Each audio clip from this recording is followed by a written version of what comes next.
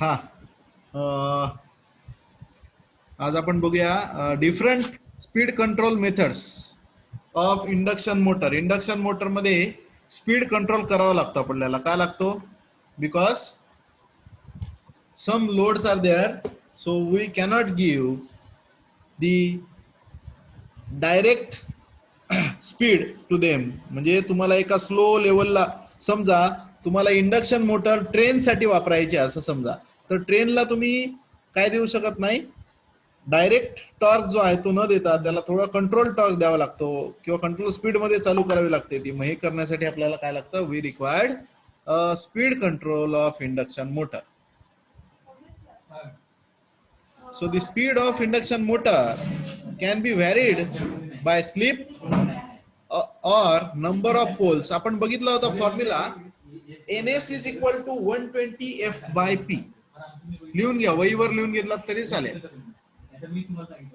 वहीवर लिहून घ्या, NS is equal to 120 F by P.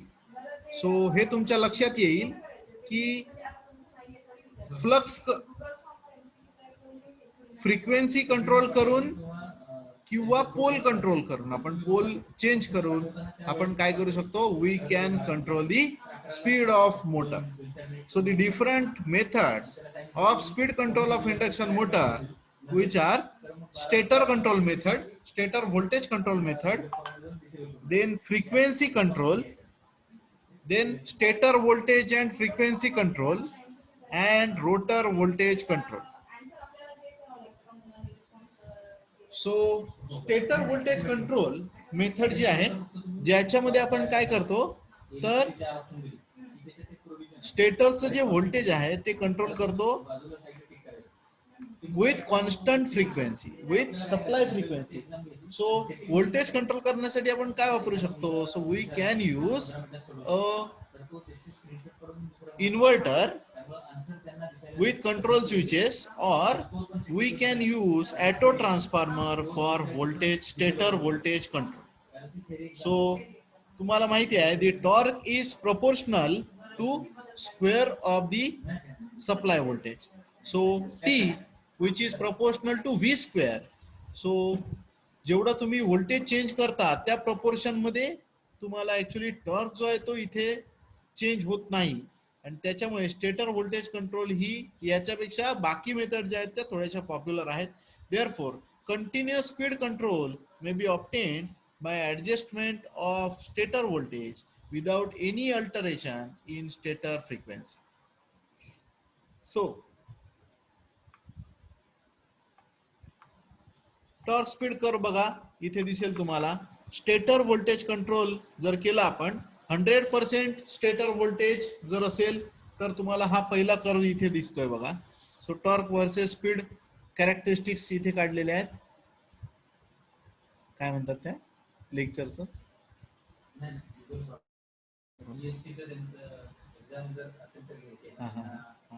बरोबर. सो हा बघा, हा जो तुम्हाला कर्व दिसतोय, थोडासा कलर बदलतो म्हणजे तुमच्या लगेच लक्षात येईल. So this curve which is for 100% when we fed a 100% stator voltage, हा जो वरचा कर्व दिसतोय तुम्हाला, हा कशासाठी दिसतोय? 100% स्टेटर व्होल्टेज तुम्ही दिलात आणि त्यावेळी स्पीड जे आहे ते तुम्हाला अशा टाइप मध्ये मिळेल. बरोबर. If the sleep is like this, sleep अशी असेल तर, राईट. त्याच्यानंतर जर तुम्ही 75% सप्लाय व्होल्टेज दिला तर हा जो कर्व आहे हा अशा प्रकारे शिफ्ट होईल. So torque, maximum torque at starting gets decrease, maximum torque at starting gets decrease. म्हणजे जर व्होल्टेज कंट्रोल मेथड तुम्ही वापरायला गेला तर मॅक्झिमम टॉर्क, हा जो मॅक्झिमम टॉर्क दिसतोय तुम्हाला इथे टी मॅक्स ऍट स्टार्टिंग, तो पण डिक्रीज झालेला दिसतोय as you decrease the voltages from 75%, then 50%, then this is a 25%. So this is the stator voltage control method, where the stator voltage which is controlled with help of either auto transformer or using the inverter circuit with controlled devices, phase controlled devices.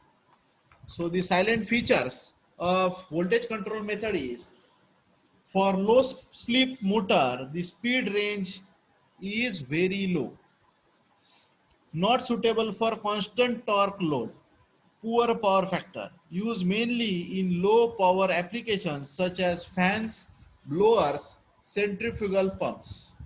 काय करताय हो? बाहेर बसताय मग? ठीक. नाहीतर माझा आवाज जरा जास्त मोठा आहे. Then frequency control method, another method is called as frequency control method, where frequency which is controlled with help of either the rotary converter, rotary frequency converter, or using Arno converter. So torque and speed of induction motor can be controlled by changing the supply frequency. As you know, Ns is equal to 120 F by P.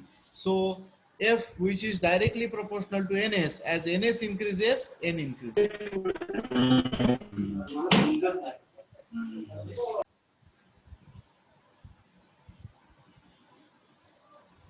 So if the frequency is decreased, keeping the voltage constant, then saturation of air gap flux takes place. So air gap flux जे आहे ते saturate होतं जर तुम्ही काय केलात, voltage constant ठेवलात आणि frequency कमी केलात. So at low frequency the reactance will decrease and the motor current may be too high. Actually तुम्हाला माहिती आहे की reactance which depends upon the frequency of supply, XL is equal to 2 pi FL. So जर frequency कमी केला तर XL ची value कमी होईल आणि XL ची व्हॅल्यू कमी झाली तर काय होईल, करंट जो आहे तो इन्क्रीज होईल. आणि असं होऊ नये म्हणून तुम्हाला काय करावं लागेल, you have to limit the low frequency range such that the motor current should not go to higher level because of decrease in the XL, decrease in the reactance of the stator. Sir काय म्हणताय? थोडंसं राहिलंय, थोडं वेळ येतो. कुठे येऊ सांगा. बरोबर बरोबर. If the frequency is increased above its rated value, then the air gap flux and rotor current decreases correspondingly. So the developed torque also decreases. So due to these reasons, sir या बोलूया आपण. हो sir, या sir, बोलायचंच होतं.